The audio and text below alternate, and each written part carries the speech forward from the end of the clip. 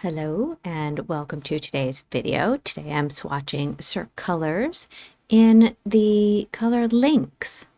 I realized that I somehow had forgotten to put this polish in my spreadsheet, so I got a chance to fix that while I was editing. Always happy for that opportunity. As you might be able to tell from the bottle shot, this one is a magnetic. I don't always love an olive green, but this one was bright enough that I still enjoyed the green without feeling like it was too muddy for me. I kind of suspect that this color doesn't look good on my skin tone, but I also don't care in this case. I like the polish too much to prevent me from wearing it. I mean, if we only ever wore the thing that looked exactly right for the colors of our skin tones, how dull would that be? I wouldn't be able to wear very many greens, oranges, or yellows if that was the case. I sort of err on the side of wear what you like. It's just nail polish. On the first coat, I not only messed up my painting within the lines, but my battery on my light went. And so I needed to plug it in to recharge it. But when I came back, I forgot I hadn't taken any of the wiggling footage for that first coat. So that's just missing. Sorry about that. I did take a little extra footage when I was doing the sunshine shade and indoor shots just to make up for this lack of footage here. On the bright side, I doubt anyone's going to wear this in one coat. I think it's too opaque to be a topper and too thin to look good in one coat. Technically, in my spreadsheet, I've labeled it jelly, but I think you could make a very good argument for this actually being a crelly. And because of that, I just don't think it works in any application but wearing it on its own, in my opinion, or over a very similar base color. For this polish, you will either need 2 or 3 coats. For most of my nails, I was happy in 2, but you can see on my thumb as I'm wiggling it at what I consider my outer left corner, there's just a bit of a bald spot up there, and I just wanted it covered. That's something that often happens with my thumbnail because it's so wide. I often am not able to get as even a coverage as I might on a different nail. As for the color itself, I saw a lot of color collages with this labeled with so many different names. Some people called it crocodile, one called it a deep, dull olive, another called this green onion. If your green onions look like this, please throw them out. I think they may be spoiled. So I do not have a definitive name for this color. I would call this a bright olive green. It's mostly green.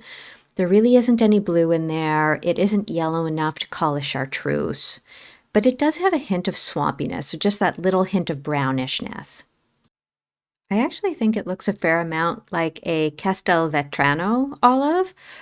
If you've ever seen a picture of one of those, I'll stick one in the corner here just so you can see it. I don't think it's an exact color match, but as an actual olive goes, this is actually the closest thing I could think of to the polish color.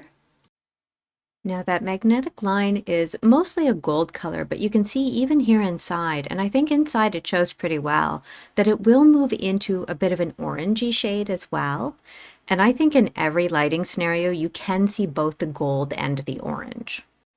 I had been eyeing the Heavenly Bodies collection for a while, and when Lynx went on sale, that was enough for me to buy the 3 I was looking at. I was worried about them going out of stock, and them not being brought back was definitely a motivation. I think the picture on the Cirque website for this one is extremely accurate, but Delphinus, I will leave that for the Delphinus video. Here we are out in the sun. I feel like you can see some of my ridges on my middle finger, but you can't see them on my ring finger. And those are the 2 fingers with the most aggressive ridges.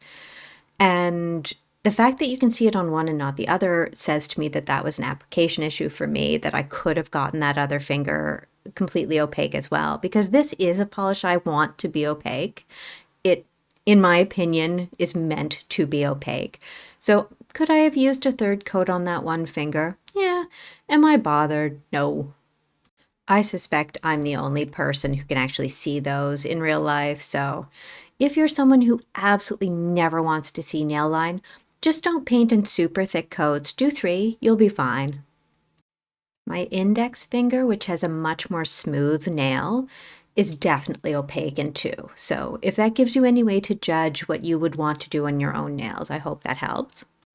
Here we are in the shade. You can see how that green deepens into more of what I think of as an army green. I know army green is more of a category than a specific color. It's much more swampy.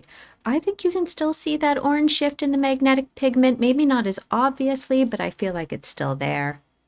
I had absolutely been itching to wear this polish for at least a month, but I was just too lazy to wear a magnetic, if I'm honest. I, again, was a little bit behind in filming, and I was like, do I really want to spend the extra time to do a magnetic on camera? And the answer up till now has been no, but I was like, nope, this has got to get on the nails. I just really want to wear it. I think soon I'm going to have to cut together some chipmunk and squirrel footage and explain why those are even on my channel as shorts. I feel like I'm leaving that too long as an explanation. So if people are like signing on for my shorts and then they see my longer form videos and they're like, why are there no animals here? I feel like I do need to explain that at some point. But getting back to the polish, we're inside now in indoor lighting. And this polish, I feel, is not the shiftiest of polishes. Once you've seen it in the sunlight and then in the shade, you've kind of seen what there is to see. So here inside, it looks pretty similar to what it looked like in indirect lighting outside. This isn't so much a complaint as it is just an observation, so not to expect any particular shiftiness in this polish. I would define this one as a polish for those who aren't totally convinced that they would enjoy a swampy polish, because it just nudges up against the concept of that. And that is all for today. I hope you enjoyed looking at this polish with me. Thank you for watching. I'm always happy when I see that someone has watched my video. Please enjoy a clip of Oliver, who is trying to decide how much my toes look like a peanut. I know, Chippy. That's my toe. You're not supposed to eat those. I know. Silly Chippy. I know.